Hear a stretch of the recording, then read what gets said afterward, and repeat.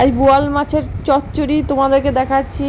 চলো, এখানে বোয়াল মাছ লবণ হলুদ দিয়ে মাখিয়ে রেখেছি, মাখিয়ে নিচ্ছি।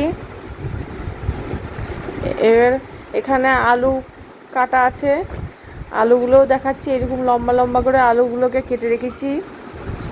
পটল কেটে রেখেছি, এখানে 5টা পটল নিয়েছি। পেঁয়াজ কুচি, লঙ্কা কুচি, এই নুন হলুদ দিয়ে মাছটাকে ভালো করে মাখিয়ে রেখে দিচ্ছি।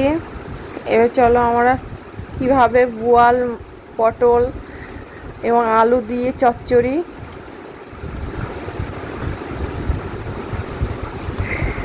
এরকম লঙ্কাকে ফালি করে রেখে দিয়েছি। হ্যাঁ, কড়াই বসিয়ে দেওয়ার পরে এখানে আমি কড়াইয়ে তেল দিয়ে দেবো। এবার আমি মাছটাকে ভেজে নিচ্ছি। মাছগুলোকে আমি হালকা ফ্রাই করে নেব, বেশি ভাজা করব না, হালকা ভাজা করে নিচ্ছি।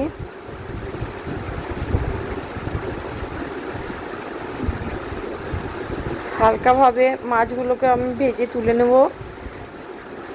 এবার ওই তেলেই আমি পটলগুলোকে ভেজে নেব।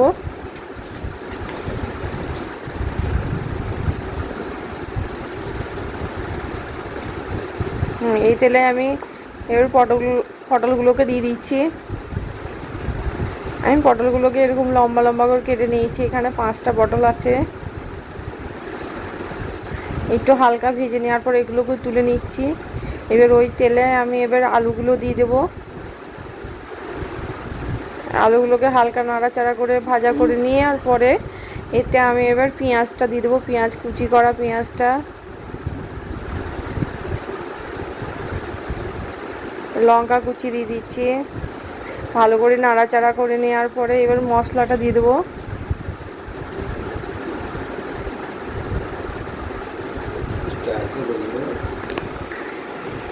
হলুদ গুঁড়ো দিচ্ছি, লঙ্কা গুঁড়ো, হাফ টিস্পুন জিরে গুঁড়ো, হাফ টিস্পুন ধনিয়া গুঁড়ো, 1 চামচ লবণ। লবণটা স্বাদ মতো দেবেন আপনারা।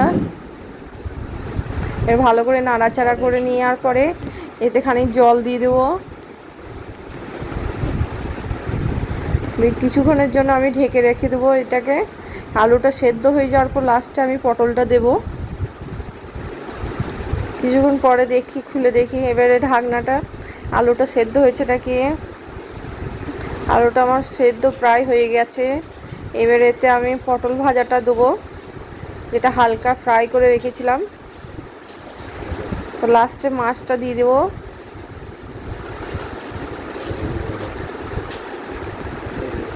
একটু দমে বসিয়ে দেবো।